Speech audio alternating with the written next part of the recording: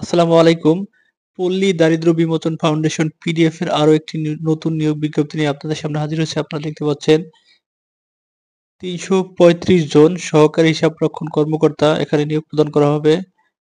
যেখানে বাংলাদেশের সকল জেলার নারী পুরুষ উভয়ই আপনারা অনলাইনের মাধ্যমে আবেদন করতে পারবেন। আবেদনের ক্ষেত্রে এখানে শিক্ষাগত যোগ্যতা বলে দেওয়া আছে। সরকার স্বীকৃত যেকোনো কলেজ বা বিশ্ববিদ্যালয় হইতে কমপক্ষে ২য় শ্রেণী বা সমমানের সিজিপিএ সহ বাণিজ্যে স্নাতক বা সমমান ডিগ্রি।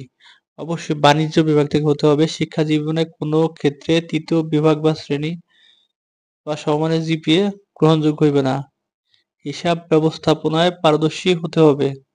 এই হচ্ছে মোটামুটি কন্ডিশন। আবেদনটি এখানে অনলাইনে শুরু হবে আগামী ২৭শে মার্চ সকাল ১০টা থেকে এবং আবেদনের শেষ সময়সীমা ১৬ই এপ্রিল ২০২৫ খ্রিস্টাব্দ বিকাল ৫ ঘটিকা। তো এই সময়ের মধ্যে হচ্ছে আপনাদের আবেদন করতে হবে।